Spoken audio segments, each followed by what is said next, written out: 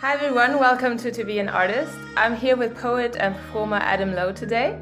We met a while back as part of Nikki Franklin's group, Ecstasies, where he was the performance poet, I was a tap dancer, and it was Pete Rosser on accordion and Nikki Franklin on vocals. But I haven't actually caught up with him since then, and it was almost 2 years ago.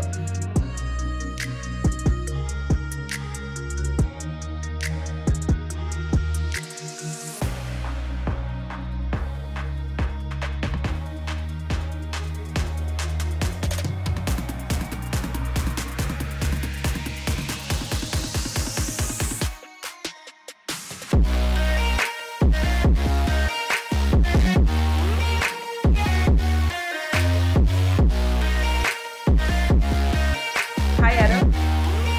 Hi Petra, it's great to see you again. I only know you from like our recent performance work that we go together, and I'm really interested how you got started in being a performer and a poet. Can you tell us the story, how everything started happening? Yeah, so ever since I was a child, I've been really interested in singing and performing. I was always in the school plays when I was a child. I remember in my last year at primary school, I got to play God in a production of Jonah and the Whale. I thought I was well cast, by the way.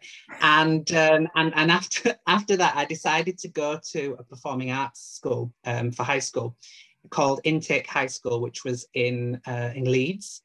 And it's the same school that Mel B, Scary Spice, went to, and a bunch of people who have been on TV and in soap operas and things. So my idea was that I was going to do this and become like a famous actor or something.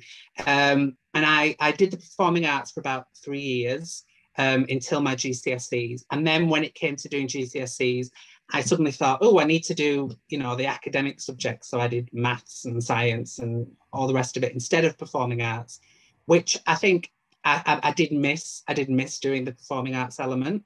But it wasn't until later on, really, in my 20s, that I kind of got back into performing.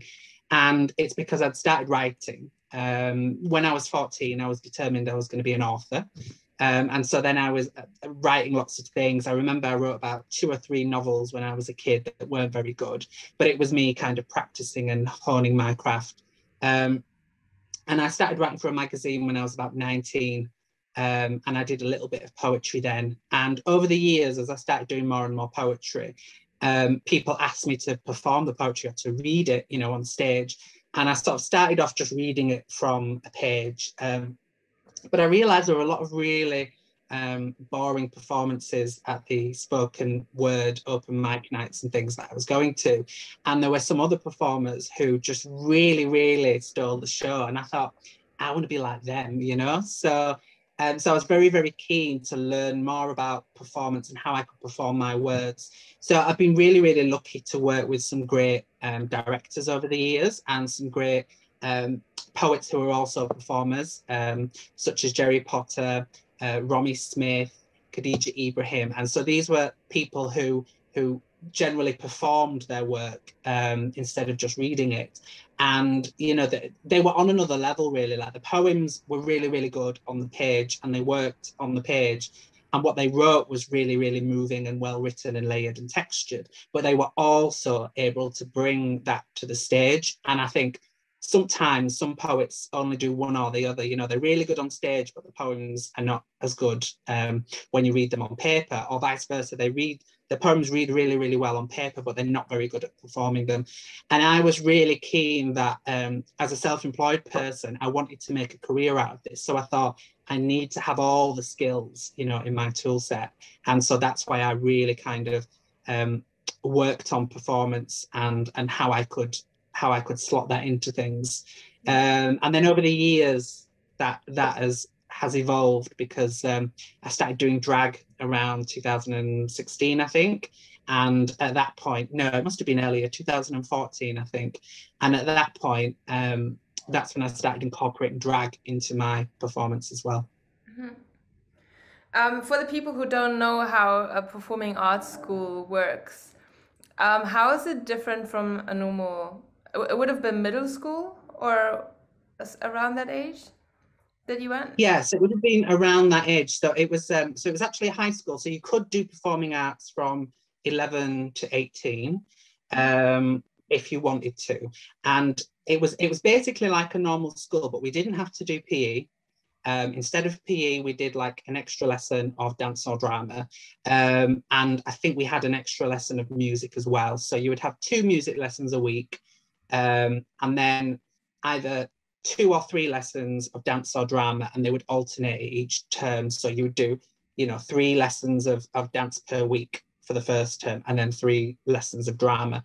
So we did a lot of what other kids were doing, but we did more of the performing arts rather than things like physical education. And I really enjoyed doing that. There was a really interesting group of people in my year group, and we got to work on the school plays, and we got to sing and dance and try a little bit of everything.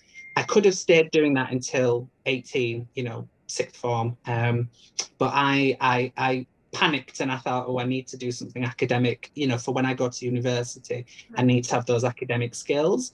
And so at that point, the only kind of soft GCSE that I did was media studies, and then all the rest I was like, well, I did chemistry, physics, biology, all the serious things. And for A level, I took quite serious things as well. I took media, which was the softer one, and then I took English, and then I took law, and I took maths.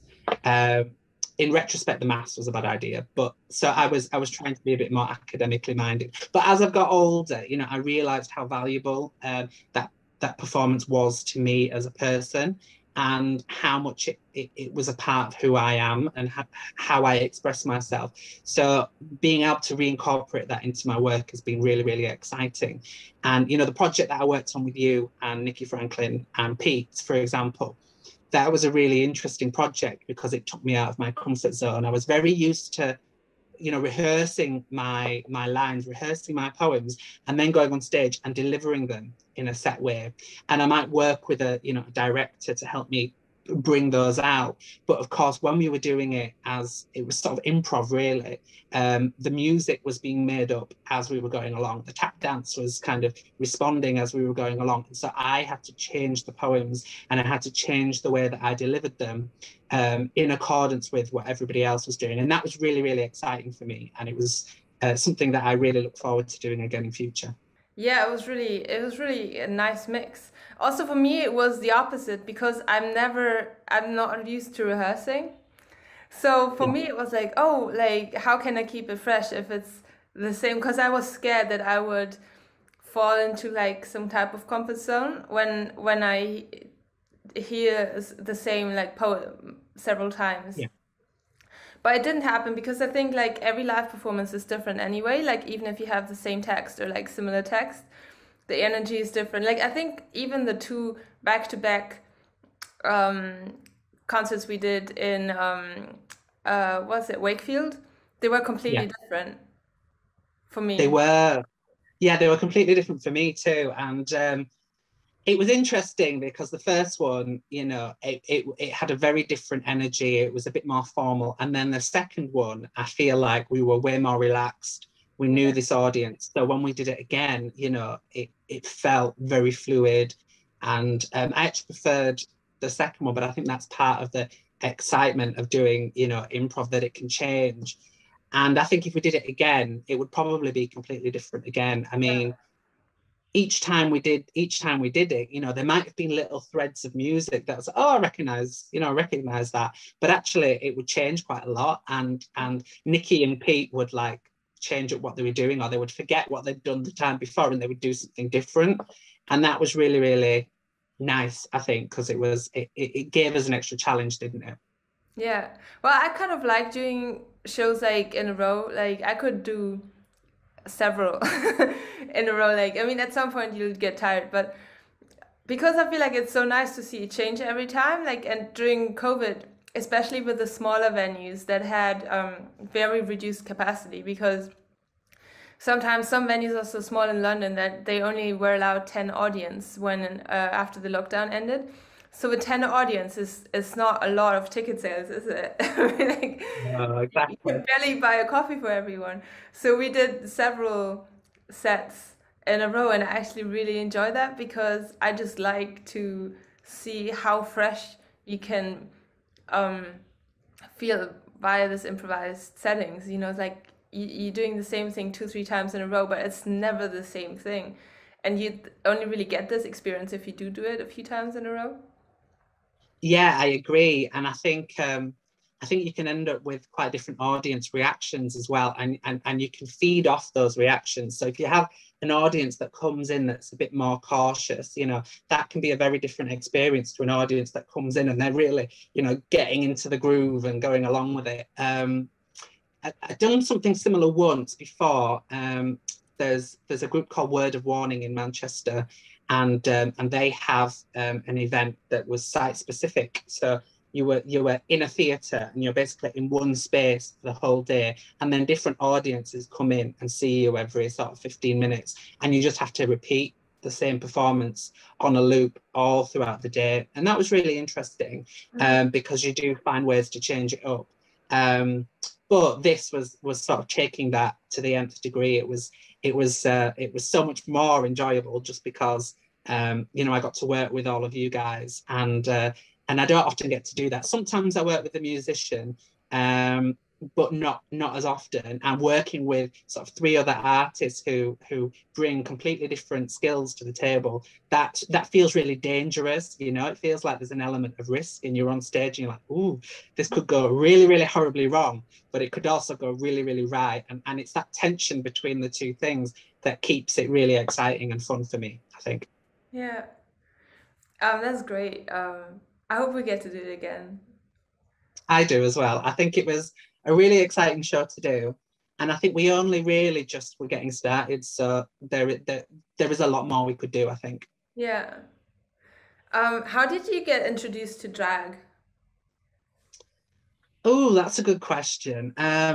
So I moved to Manchester when I was about 24. So we're talking 11 years ago now.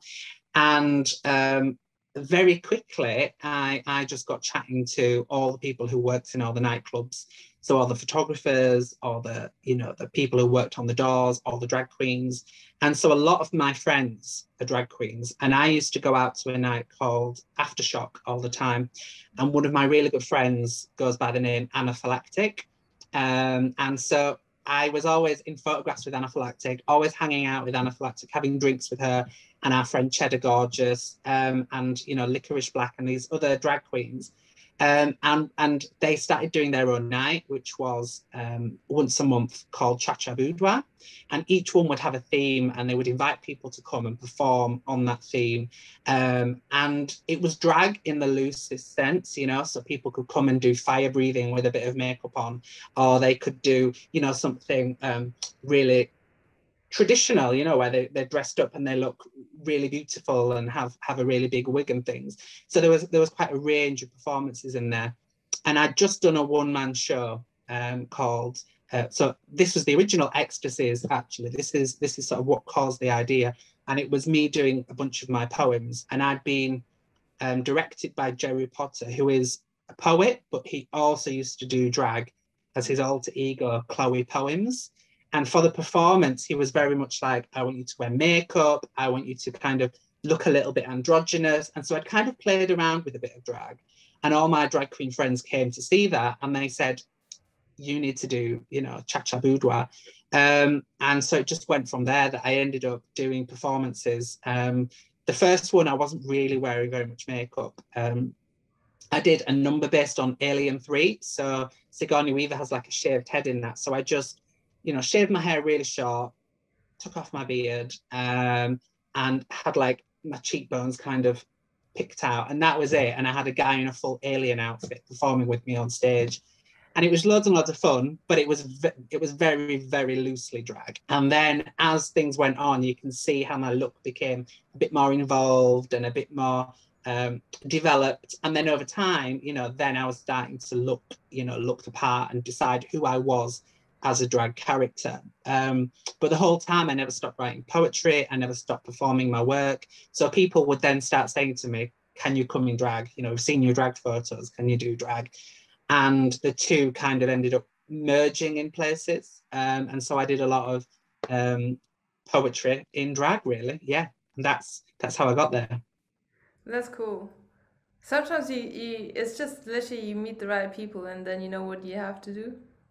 Exactly. And, you know, we often joke about the fact that my friends Anaphylactic and Cheddar Gorgeous, who run that night, Cha-Cha Boudoir, we often joke about how they've basically turned a whole bunch of people into drag queens, because they would chat to everyone and be like, oh, you should do it. You'd really, really love it. You know, you get to feel really free and explore parts of yourself that you might not, or, you know, might not be in touch with. They did a whole TV show actually called Drag SOS, where they went around the country and dragged people up to kind of help them explore their, you know, inner drag. And it was kind of a bit like Queer Eye for the Straight Guy kind of thing. And people loved it, you know. And I think if you're already a performer, that makes it that little bit easier. So I slipped into that role quite well because, you know, I was very used to performing.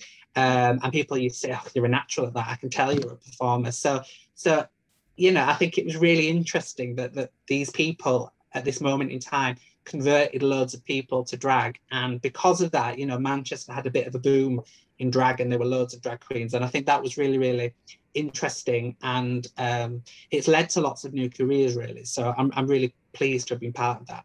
So you said your goal was always to kind of make a living out of a freelance performing and poetry career. And with a lot of people on the podcast, I've talked about how to create your own opportunities, because I think it's really important to know.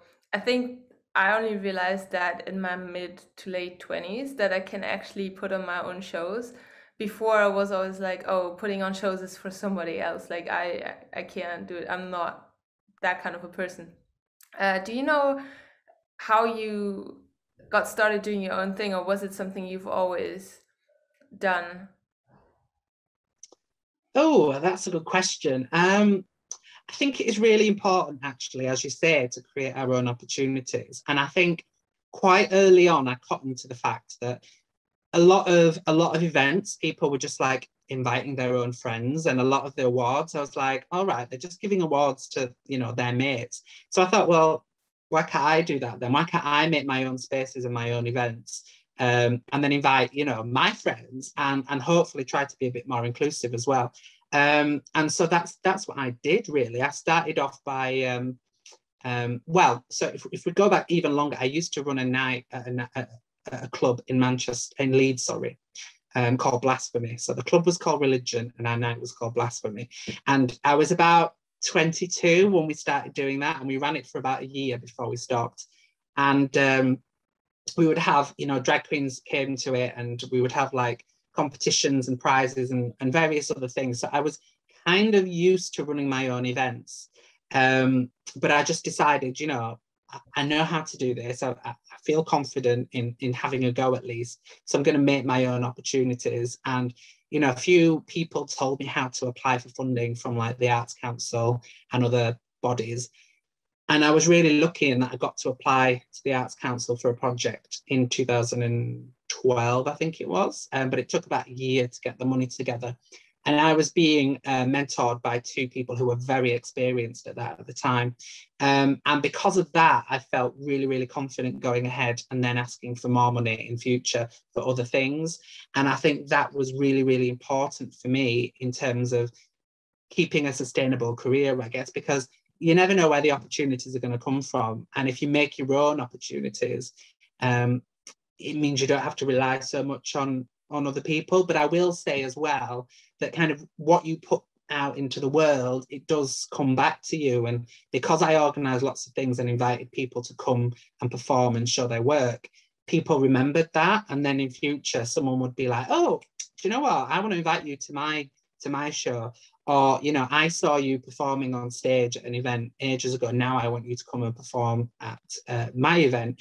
And so that's worked really, really well for me at keeping busy. And every time I worry that I'm going to, you know, run out of work, more work comes and falls in my lap. And I often have to say no to things. So I think it is really, really important to just try doing stuff yourself. In the beginning, I did everything for free. I wouldn't advise that now, because I think actually we need to value our own time and things. But I think if you can do things for free for a while, do it while it works. And then when you need money, don't be afraid to start saying, I can't do that for free anymore. I need to pay, I need to pay my bills. And, look for ways that you can get funding to put on your own projects, and there might be £500 from a local theatre or something that you can apply for, or there might be a bigger grant like £15,000 from the Arts Council. Don't be afraid to go for those, because you're creating work for you and other people, and it ends up coming back to you in the end anyway. Did you ever do all of your own applications, or did you ever work with a producer as well? So that first project that I did, I wrote all of the funding applications, and I wrote two. The first one was rejected. The second one was accepted. Oh, actually, I did three, because then I also applied to the Olympics for some money as well. So we ended up getting £17,000 in the end. So I got £7,000 from one place and 10 from the other. And I wrote everything, but I had two people who were very experienced producers kind of supporting me. And they would say, reword this, change that, or you need to talk about this a little bit more. And that was the only time really that I've worked with a dedicated producer. Most of the time, if it's my own project, I've been the producer going forward. And I've usually been the person who leads on doing that.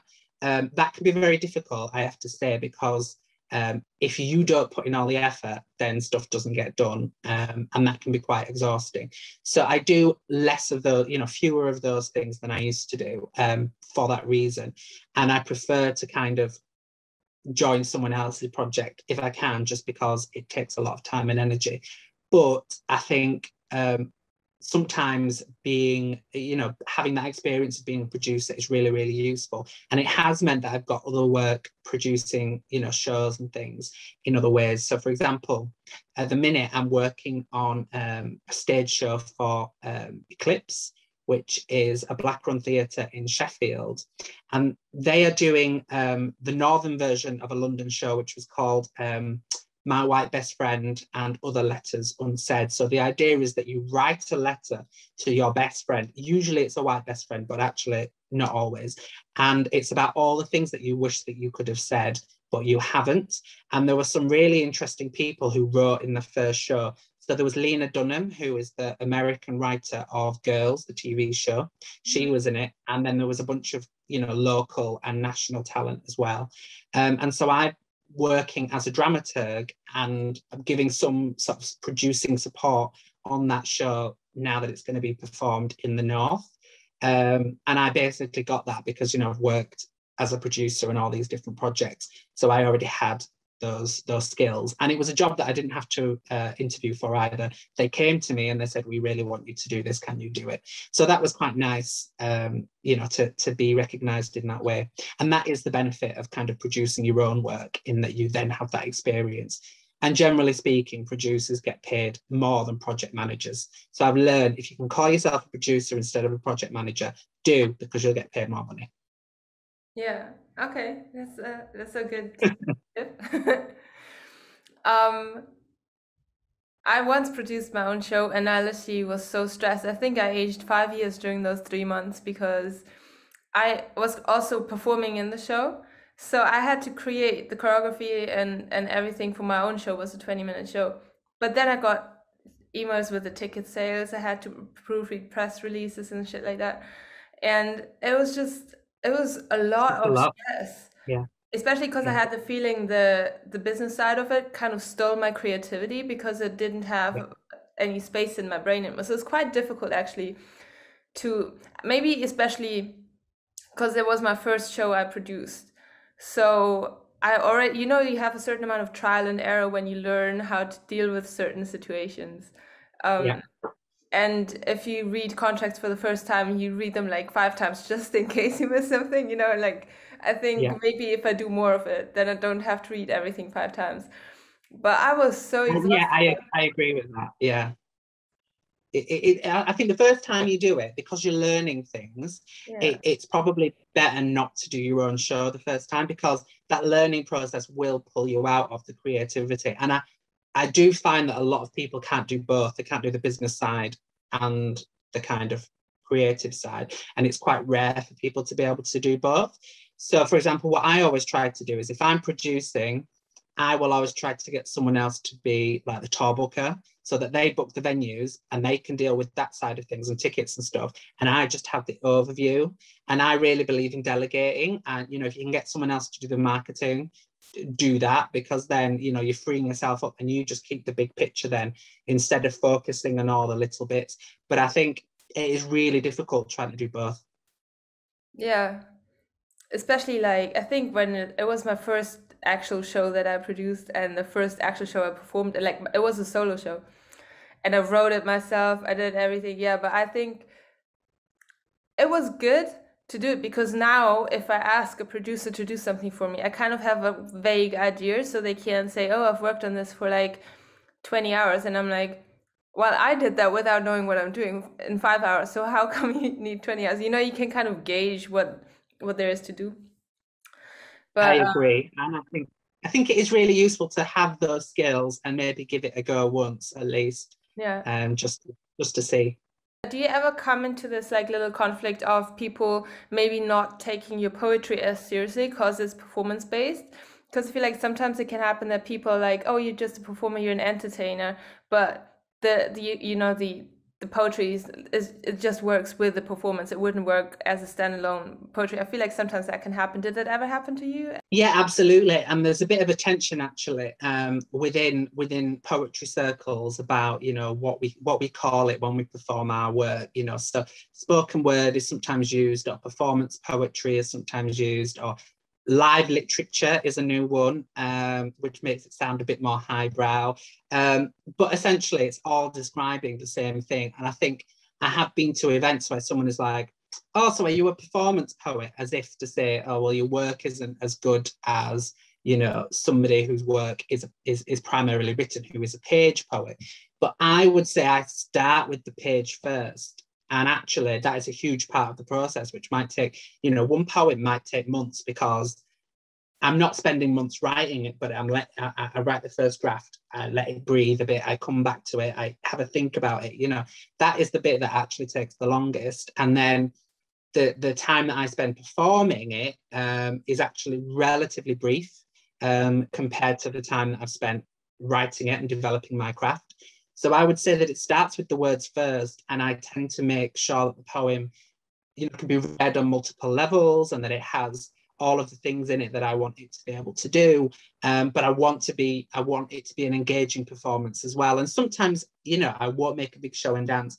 I have been known to kind of do poetry that's you know, in drag, or that's very sort of vivacious and vibrant and stuff, but I won't always do that, because it depends on the space that you're in. And if you're in a more formal setting, you know, I will still perform the work, but that performance will be pitched at the right level for the space that I'm in, because you don't want to kind of go into a museum where everybody's hushed and quiet and then kind of do a cabaret performance. But if you were to do that same performance in a noisy nightclub, people are not going to hear you. So you have to kind of pitch it at the right level. So I think sometimes people do think that, you know, if you perform your work, that somehow you're just an entertainer. And I think other things bearing on that as well, like, you know, class and race and gender and things, like whether you're an entertainer or whether you're an artist. I think there's a lot that's bound up in that. But I do, you know, I see myself as a poet and a performer, and I do see myself as an artist. And what I do, I would like to be entertaining, but I don't just see myself, you know, as someone who goes on stage and kind of just entertains people. But I do think that there is, you know, there can be a lot of snobbery, and I imagine that sometimes happens in the world of dance as well.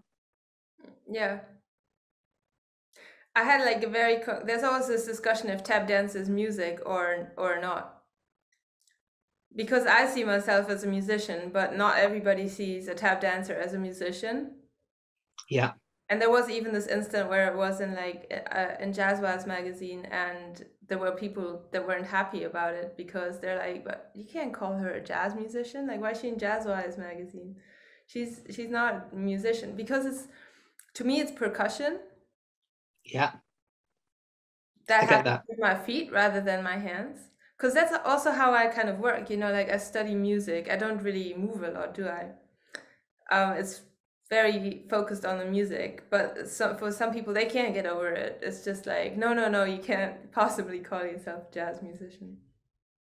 But yeah, and I'm a firm believer that actually we can occupy more than one bracket as well, because, you know, why can't you be a musician and also be a dancer? And why can't I be a poet and also a performer? Because I think people are not just one thing. No one is ever just one thing. Do you know what I mean? And that reflects real life, really. But I understand that people want to pigeonhole us and be like, well, I can't call that, you know, music because I think it's dance or whatever. I think that's due to the narrowness of their own thinking, probably. Yeah. But I do think that's a problem, you know, in general across the arts and maybe in other areas as well, that people want to pigeonhole you as one thing, don't they? Yeah, I have a friend that plays flute at a very high level, and she moves with a flute, and she developed this whole like method of um, improvised movement with flute, because she said it makes her um, feel freer. Like, obviously, there's also concert where she's just gonna play flute and not move, but that, you know, it's like, it's not like the flute is a different instrument when she's moving. It's still music. You know, she's still a musician. Yeah. So I think sometimes people try to like be inflexible. I feel like they want to have confirm their own thoughts. Like, they Yeah. have a certain picture of how something should look like, and they want to go to a show to get the confirmation of, yes, this is what it looks like, rather than just be open to an experience. But, you know, in the end of the day, I feel like as long as I make people think I did my job or feel something, Yeah. even if they're pissed off, it's still a feeling, it's still an emotion, you know? Exactly. And I think that need to kind of put people in a pigeonhole. It's about comfort, because if everything is orderly and it's all filed away, it's like easier to process. But actually, I think sometimes our job as creative people, as artists, is to mess those things up a little bit. Like if everything's neatly filed away, we come along and we mix it all up and put it in a new order, and then we say, now deal with it, now think about what we've just done.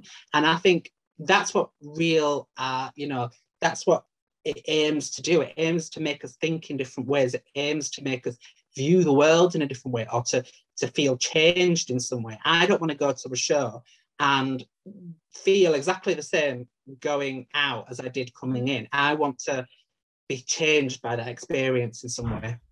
Yeah. I mean, that's what I really value of. I mean, I go to see a lot of things myself, and also exhibitions and other art form, because when I watch dance performances, I feel like I'm studying, whereas when I watch other things, I feel like I'm actually experiencing something. I don't know why. I think maybe because of this analytical way of thinking that was drilled into you for years, it's just always there when it comes to dance. But like, I want to see the world differently when I leave. Like, that's the whole purpose of art. That's why art has is such a strong medium, because it can teach you how to think critically. It can make you happy. It can make you sad. You know, it can change your worldview completely. And a lot of times, people go into a theater not wanting to resist what they experience. So art can be very influential. Yeah, I agree. I think you're right. Have you ever published any of your poetry? Yes. So I've been in various magazines and anthologies. Um, and when I was younger, I've had a few chapbooks published. So chapbooks are like little small pamphlets of poems, but they're usually only about 30 or 40 pages long. I haven't had a full-length collection yet. So my first full-length collection is currently with a publisher, and we are working on getting that together. But over the years, I would say over the last 10 years, I've had maybe 5 chapbooks published, which is quite a lot. Mhm. Most of them at the very beginning, and then I've sort of slowed down in the last few years as I kind of build up new work for this new publication. So I have, and I've always been keen to kind of get my work out there and get my work read. But also I find that who I am as a poet now is very different to who I was as a poet then. So I also wouldn't mind if all of those books suddenly become unavailable and no one can get hold of them. Because I think that all the good poems are going to end up in a future collection anyway. And all the ones that I'm like, oh God, like, why did I publish that? You know, some of those can just quietly go into the night. I think it's a lot of the times. Like, I feel like a lot of shows that I did, I wouldn't want to be seen anymore. I'm like, hopefully they don't find the video link anymore. But I think it's part of Exactly. the process. It is, yeah, you know, it is. And as much as I joke about wanting all those things to go out of print, which actually most of them are, it also was the stepping stone that got me to where I am now. Mhm. And, you know, I got a lot of commissions off the back of having, you know, some poems published, because until you get things published, it can be quite difficult to get commissions. So that was kind of why in the beginning I kind of rushed to get things published, because I knew that I needed it as that stepping stone before I could go on and do other things. It's like TV, you know, in TV, it's really difficult because if you want to get a job, you're supposed to have 2 credits in TV. But how do you get those 2 credits, you know, if you need them to get the experience? So it's that tricky thing of, well, I'm just going to publish stuff just to get it out there and then start getting the jobs. And I think that's why a lot of people kind of self-publish as well at the beginning, because it's a way to kind of to do that and to get into the system. So I'm quite proud of where that allowed me to get to. And I don't think that I would be as well known among other poets if I hadn't published anything. Yeah. The chapbooks, were they published by a publisher or Yeah, self-published? um, so I think all of them actually were published by Fruit Brews Press, which is an imprint of the publishing company that I own, because I work part-time. I run a little publishing company, and we only do about 1 book a year. Usually of other people's stuff, but at the very beginning, because I knew that I needed to get those chapbooks out, I published a few of my own via that in order to get those books out. But a lot of the other stuff that's in magazines and anthologies and things, those are from, you know, other publishers, quite big publishers sometimes. So most of those books aren't available, but I couldn't make them available again because I'm the one who kind of controls them. But I produce the book for like a very specific purpose. And so there was one that was done for a festival of the seas, the International Festival of Seas, that was at Skegness, I think. And I published I think it was just 20 copies of a little chapbook about the sea and about the seaside and the ocean and things. And so that was one of the very first ones that I did, and it was just for that purpose. And then once they sold out, they were kind of, you know, sold out. But, you know, I was rereading some of those poems, and even though some of them I think, you know, I'm a bit funny about that one, there was a lot of really interesting stuff there in that early work. And I've been able to kind of take some of those poems and polish them up and make them into something new that's a lot better as well. So I do quite like going back to those books from time to time. Yeah. What advice would you give to somebody that wants to start publishing their own book? Because I feel like now there's a lot of self-publishing going on. Yeah, there is. I mean, I would say don't go into it by spending loads of money, because the risk is that you're not going to make that money back.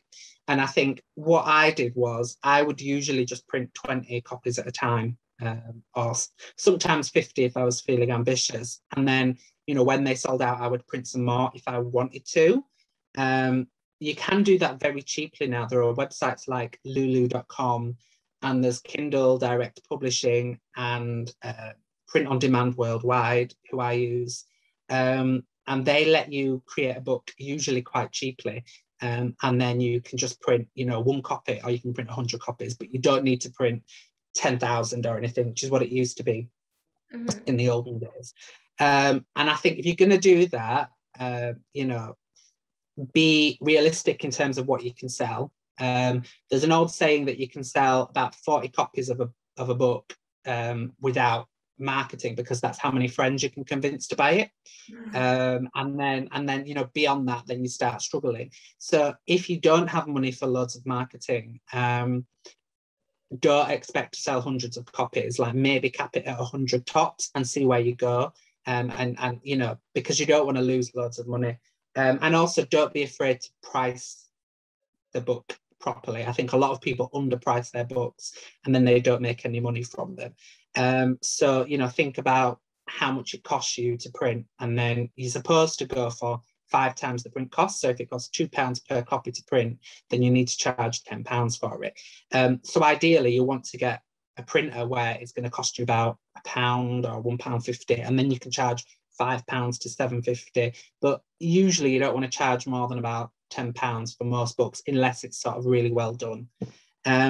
I would say it's perfectly fine to self-publish these days. I think there used to be a lot of stigma against it. I think that there can be an issue with quality control. I think that there is still some snobbery, and some people will think if you've self-published it, it's got to be crap. And I think that is, unfortunately, that can be true. You know, I look at some of the earliest things that I rushed out, you know, to get published. And when you look at the first version of that book, there were typos and things that I just didn't spot myself. But then I was able to go back and fix those in future printings.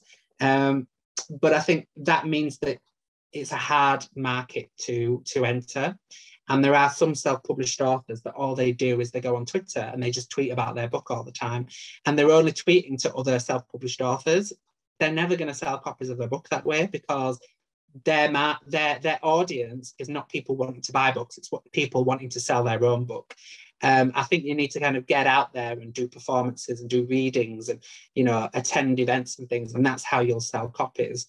And I think that's the only way that you can really make copies, you know, shift copies. But I think you've also not got to be obnoxious about it, because some self-published writers become like their own publicists, and every opportunity they're like, buy my book, buy my book, buy my book. And that's really exhausting as well. And I'm sure you know people like that, Petra, because I've got a few friends who got on the same route, you know, and they never shut up about this one book that they self-published 5 years ago, and they're still publishing, you know, they're still publicizing the same book. So it's obviously not selling, you know, loads of copies, because, you know, why have they not moved on to the next thing or whatever? So do it, just be realistic about it, and be clear about your reasons for doing it. I think don't just do it because you want to make millions of pounds, because that's not going to happen. The number of self-published authors who become millionaires is a really, really tiny amount. And the reason why it makes newspapers and things is because it's so rare, you know. J.K. Rowling doesn't represent all traditionally published writers. Most published writers don't make millions of pounds. The reasons why J.K. Rowling is always in the paper is because she's special, you know. Her and Stephen King are special in how many copies they sell. But even if you go with a mainstream publisher, you might sell less than 10,000 copies of a book. And if you worked on that for a year and you get £1 per copy, let's say, that's £10,000 you make for that book. Is it worth a year's worth of work? Probably not. Yeah. Do you see what I mean? So you need to just bear those things in mind when you go into publishing, I think. Yeah, I think like it's good to document what you've done. But as you said, if you have the opportunity to print like 50 at a time and you don't know how much you're going to sell, it's probably better to print 50 at a time rather than having 10,000 copies filling up half of your living room for the next like exactly. 20 years. That's what happens, isn't it? Like, you print so many copies and then they never move, and you've got them in your cellar or in your cupboard or whatever, just sat there for years. I mean, even with flyers when I was younger, you know, when we used to do the nightclub, we would pay for like 10,000 flyers, and then we'd be like, do we really need that many flyers? Because I still keep finding flyers from that club night, which was back in 2008, 2009. I keep finding them in my house in Manchester, you know, even after 12 years or whatever. So I think, yeah, you have to bear those things in mind. I think what also gets you is the fact that it gets cheaper the more you print, and then you start thinking like, maybe I do have this small chance of selling 3,000 copies. Maybe just in case I should buy 3,000 copies, because then it's half the printing cost or whatever. but I don't Exactly, and have that it. is a bit of a trap. But what do you do with all those extra copies when you don't have them? Like the charity Yeah. shops won't take 100 copies of the same book, so you either have to go give one book to 1,000 different charity shops, or you have to get them recycled, and then that's just heartbreaking when you have to recycle all those Mm. books. Um, would you say you have a very loyal following, or do you have a lot of people come and go? That's a really interesting question because I don't honestly know. I am always surprised when someone comes up to me at an event and says, "Oh, you're Adam Lowe, I love your poems, I read your book," or whatever. Because I don't know who buys those books. I know that there are certain books of mine that sell better than others. So there was one that was like nominated for the Guardian First Book Prize, and that was my last chapbook, Precocious, which was in 2012. So that was a very long time ago. And I reprinted that in 2015 and changed some of the poems and tweaked it a bit. But that one tends to still sell. And I seem to get libraries photocopying poems from it because every year you can get like money from the author's licensing collecting service, which basically every time a library photocopies your book or a school photocopies your book, you get something like 20p or something. So I know that my book is getting photocopied in libraries and in prison libraries in some cases. So I know that there are people out there that are maybe teaching one of my poems, or that, you know, they're using it in a class maybe. So that's quite interesting. And sometimes people do come up to me and say, you know, "Are you Adam Lowe?" And when we did Ecstasies, someone came up to me and said, "Are you the Adam Lowe?" And I was like, like, which Adam Lowe do you think I am, you know? So I am always surprised when someone comes up to me, but I think that there are people who like my work and that have followed me for a long time that I'm perhaps not aware of. But I think also, yeah, people will probably come and go. I think the other issue is with my last book being published in 2012, there's probably nothing new for them to buy at the minute. So I'm in that grey area in the middle where until my next book comes out, people are probably going to read my stuff and then forget about it because there's nothing new. But when my next book does come out, maybe next year or the year after, then I might find that that changes. And I'm hoping that once I get my first full-length book out, I'll be able to get a new book every 2 or 3 years, you know, and then maintain that momentum, because then that keeps you in people's minds. Yeah. You just said something really interesting about this like library copy. It's like music royalty, right? It's like when they play your Yeah. song in the radio or something like that. So do you have to, when you publish a book, do you have to actually register it somewhere? Is there somewhere where you can register your copyright to that book? How does it work? So what we normally do is every book that is properly published gets what's called an ISBN, which is I think it stands for International Serial Book Number or something like that.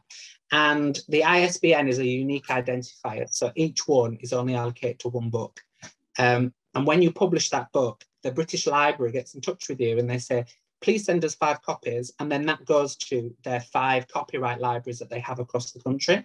So that is then an official record that your book is in print, your book is published, you have the copyright. And, you know, that book then stays in there for perpetuity. And they have 1 copy in each of those 5 libraries of every single book ever published in the UK that has an ISBN. So that's what happens. And then that kind of makes the book official.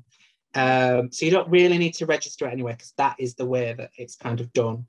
Although in the UK, copyright exists from the moment you write something down. So even if you don't register it anywhere, you own the copyright as soon as you write it down. But it obviously becomes more difficult to prove that if you don't have, you know, witnesses or there's no history of publication. But what you need to do for things like the Authors Licensing and Collecting Society is you have to register those ISBNs. So you go in and you say, right, these are all the books that are published this year. These are all the ISBNs. These are all the magazines and the journals that I've been in. And these are the articles that I wrote from those. And then they calculate how much you're owed based on that. It's only as accurate as the people who record things. So if you remember being at university, every time you photocopied something, you had to fill in like a little form to do it in the university library. And that's because they then make sure that the people are paid. But in a lot of places, people will just photocopy books and there won't be a record of it anywhere. So then you don't know how much you're getting. So we only get paid when people actually record it, which is why it's usually university and school libraries and prison libraries where those things get recorded. But so long as you've put all the information in, they will pay you. I think it's at least once every year. It might be twice every year now.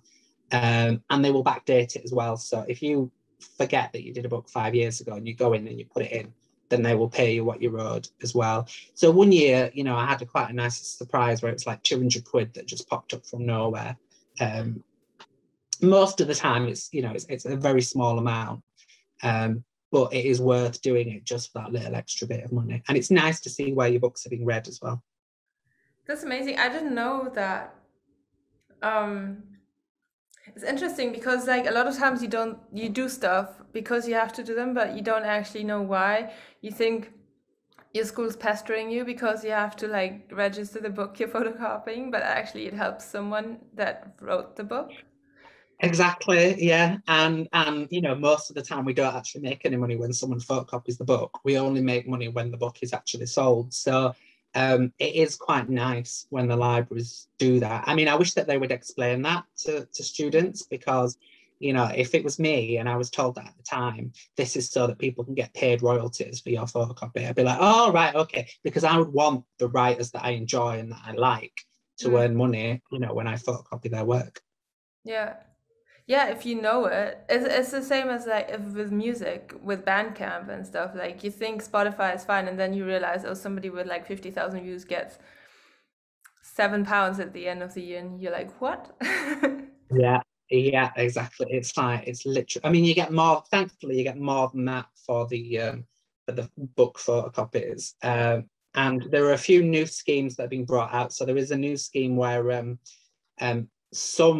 some online sellers will pay a royalty for secondhand books as well, which never normally happens. So normally you get a royalty from the first time that book is sold and then never again. And then it can be resold 5 times and you never earn a single extra penny. But there are now a couple of online places where they are now paying a certain percentage to the authors, even after, you know, it's sold the second or third or fourth time. And that's quite nice, but it's quite a small website that I don't really use. So it's not Amazon or anything like that, unfortunately.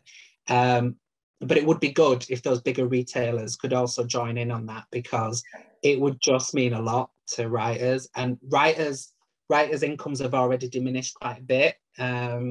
You know, I think the average author earns less than £10,000 a year now. That's across all authors, and that's including the people at the top, like J.K. Rowling, and the people at the very bottom, and that's the average.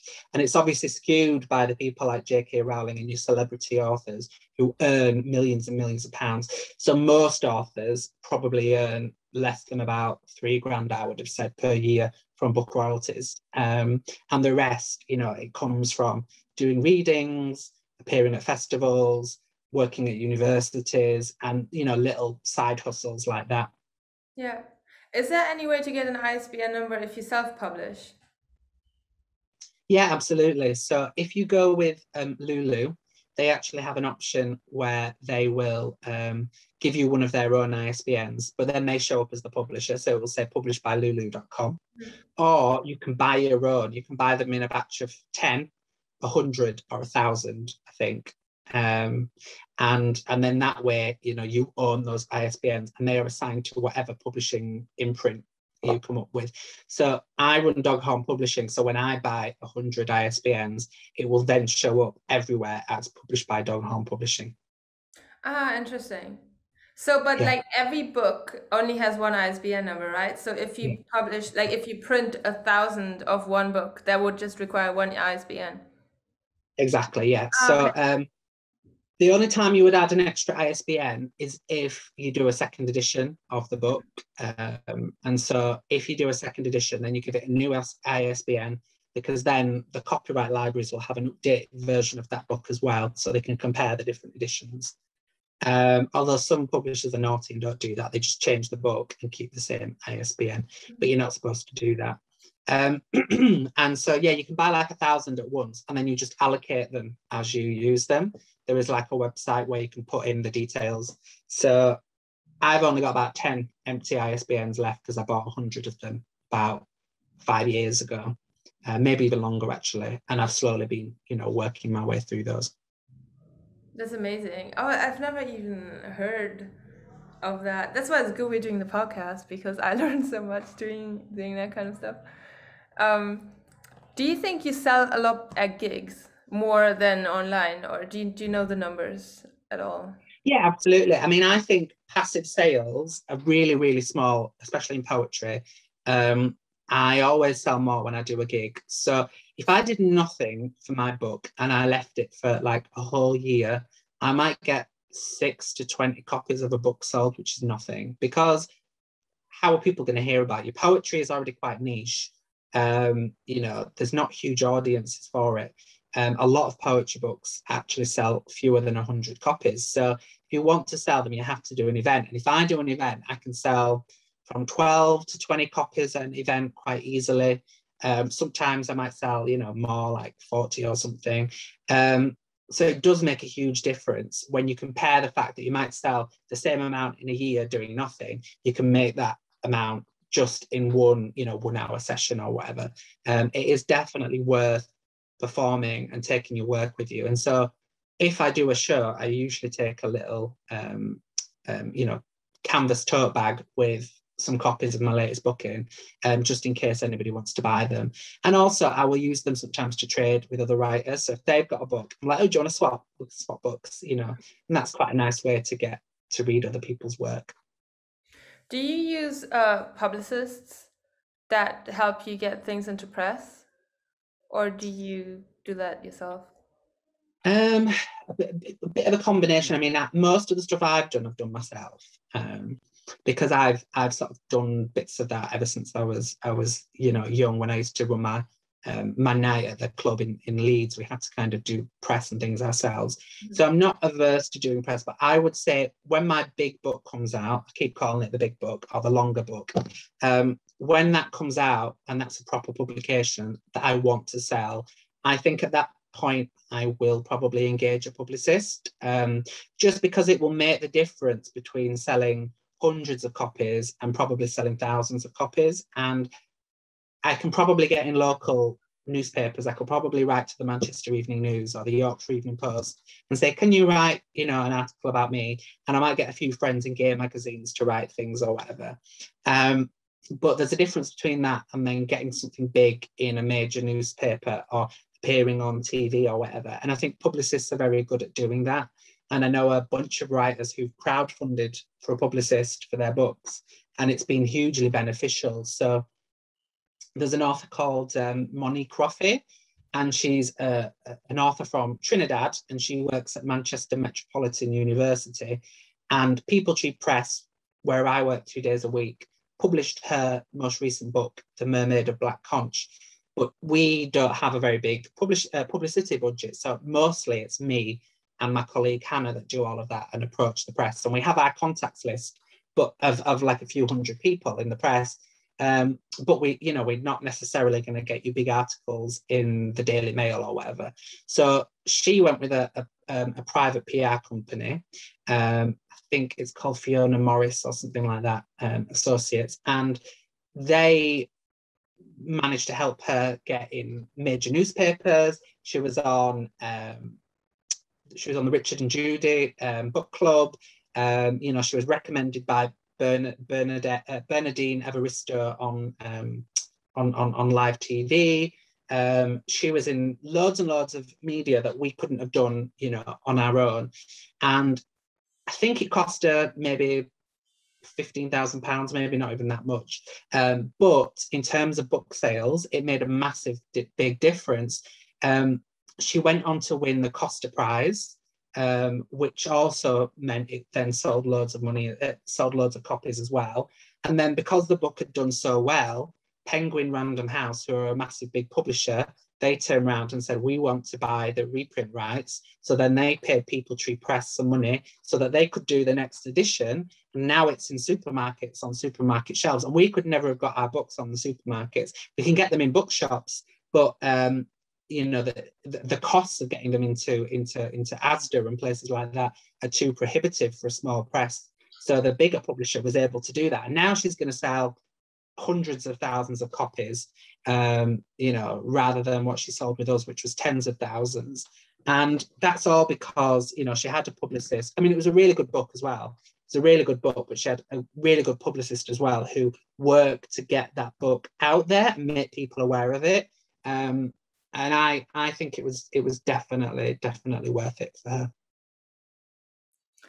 Nice. What are your future plans? Like what do you have coming up right now?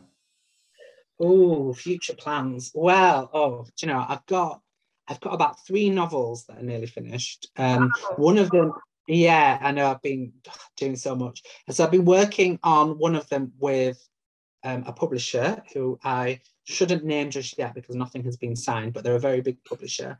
And we've been having a very positive discussion about this book. And it's a murder mystery. And I would never normally write a murder mystery, but they were looking for people to write murder mysteries. And I just suddenly had this idea that I was gripped by. And I sent it into them and they were like, yeah, we want to work with you. So I've got that.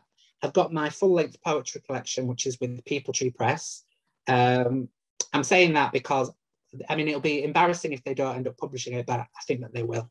Because they've invested a lot of time and money in me as a writer. As well as me working there 2 days a week, I actually started off in their writer development program. So when I was like 22, I started attending all these workshops for young writers. And then they've mentored me basically since I was 22 now till I'm 35. So that's 13 years of mentoring, which is a lot of time and a lot of money that's been spent. So I imagine that if they turned around and didn't publish my book, it's, you know, it's not very cost effective for them, is it? So I think that they will. I think that they will. And we have that ongoing relationship. So that's also coming out. And what else have I been doing? Oh, I did a script editing course with Sky Studios and Screen Skills and Sharp Futures. So I have been dabbling with editing people's scripts for TV and writing a few of my own. I don't know where that will lead, but that is another, you know, sort of feather in my cap. And I'm doing dramaturgy on this show that I mentioned earlier on, My White Best Friend, which is coming up in October, November. And I'm hoping that after that's finished, I can do more of that kind of work, either dramaturgy or producing and development. I really enjoy working with other artists, whether that's, you know, writers or actors or whatever, because I'm a kind of person who has lots and lots of ideas, but I can't use them all. So I quite enjoy kind of giving those ideas to other people. And I'm quite good at like problem solving as well. So if, you know, if somebody comes to me and they say, oh, I'm writing this book, but actually I'm stuck on this bit here and I can't figure out how to make it work, I usually am like, oh, well, I've got 5 ideas straight away of how we can fix that. And then I can talk them through it. And then we can come up with the solution that fits their work the best, you know? So I think it's a good use of my talents. And it allows me to kind of be creative, but also in a supportive way. And I think if there was any kind of, you know, day job that I had to have to earn money alongside writing, I would definitely prefer one where I got to be creative and work with other creative people. Thank you so much for coming on the podcast. That was so great to hear about the whole publishing side of things because I had no clue. Well, thank you. I mean, if you ever want to ask me anything else about that as well, obviously just pick my brain. Thank you so much. And I wish you all the best. And I hope we get to work together again soon. Me too. It was so much fun. And, you know, I like being out of my comfort zone as an artist. And I definitely think it's something that I wouldn't have ordinarily thought of doing, especially the particulars like accordion and tap dancer. Like that would never have I would never have occurred to me to do that. And I think that's what's great about Nikki Franklin is she just has these like really wild ideas. She's like, oh, why don't we pair this and pair that and pair the other? And for me, that was really exciting. I think we should record it one time. I think we should record it. We have got the audio somewhere on SoundCloud, haven't we? Of the two performances that I we think did. we should release it as an EP or something. How long was the show? 30 minutes? Yeah, Maybe it was about 30 minutes. I should probe Nikki a little bit. Hey, what about recording it? I think that's a really good idea. I mean, I'd be totally up for that. And I also think it's the kind of thing you could get Arts Council money for, to tour around the country. Yeah. And I think it would work quite well. Yeah, I think we could definitely do that. Awesome. We heard it here before. Yeah, exactly. All right. Thank you so much for coming on the podcast. I'm going to link all your information in the description box below so people can find you. And thank you, Petra. It's been wonderful. now I miss you even more. All right. Bye, everyone. Bye.